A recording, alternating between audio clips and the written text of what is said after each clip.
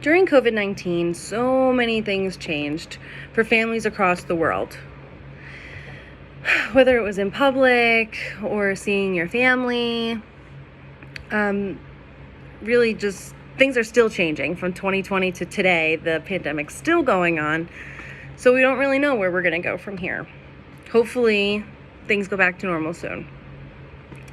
But during COVID-19, in the fall of 2020, so a couple months after it started, I decided to take advantage of the hybrid model for college classes after being out of school for 6 years, which really helped me as a person that has social anxiety.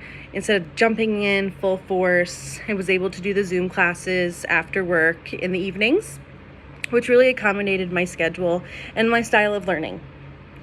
So that was just a little plus from the COVID-19 pandemic. Although, throughout the ongoing coronavirus pandemic, I changed jobs, had limited visits with friends and family, just trying to stay as safe as possible. I also got the recommended COVID-19 vaccination through my current employer. So in March of 2020, I was working at a mental health facility who was deemed essential.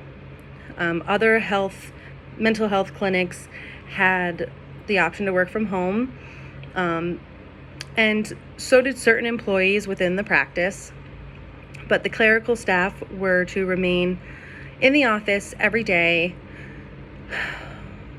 and I didn't feel that my employer was taking it seriously, as people were allowed in to use the bathrooms, or if they didn't have a cell phone to do their appointment over the phone, they would come in, use our phones, use our computers for webcam. It was just a lot of exposure. So when I had common cold symptoms, I had that common fear that everybody has for the last year. What if it's COVID? Went for my first COVID test and was ordered by my primary care physician at the time. You couldn't just go through the drive-through at the pharmacy. And I waited 13 days for a negative test result to show to my employer so I could return back to work. When I returned back to work, they hadn't changed anything.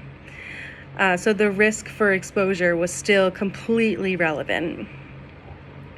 My supervisor ended up with the virus.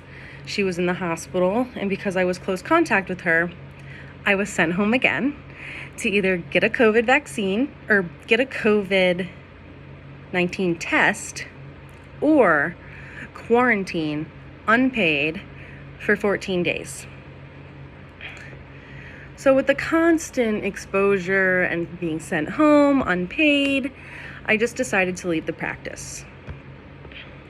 I had limited visits with my family who lives out of the area. I live about 2 hours away from my mom and my brother who live in Philadelphia, which the numbers were crazy over in Philadelphia. My mom and my brother were safe working from home, so we decided to stay apart for a few months just to keep everybody safe, and because me and my boyfriend were essential workers.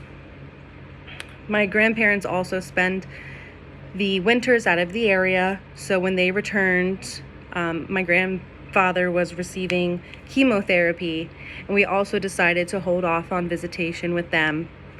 And even when we did, months later, we did still wear masks. So there was just, it made you really question if it was worth seeing your family or not with the risk of exposure. So the COVID vaccination was produced this year, finally. But there were mixed feelings about it. Everyone wants it to go away, wants the pandemic to go away, but you really have to trust the science. So the best effort was the vaccine.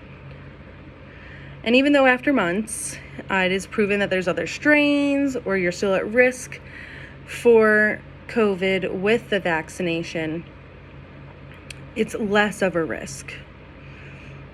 And it was a risk to get it. I really had no hesitation because it meant comfortably visiting my family, who was all getting the vaccine anyway. And my current employer decided to offer employees the vaccine, even though the supply was very limited at the time. Our loved ones were offered the same. So my mom could not find anything available in Montgomery County. She came up here to get her first and second dose and made the 2-hour trip because it was available here and not where she lives. So really, the COVID-19 pandemic showed me the employers that value safety over money, the importance of cherishing time with your family and your friends, and to respect the efforts in science to eliminate this virus. They're trying their best. We have to believe it.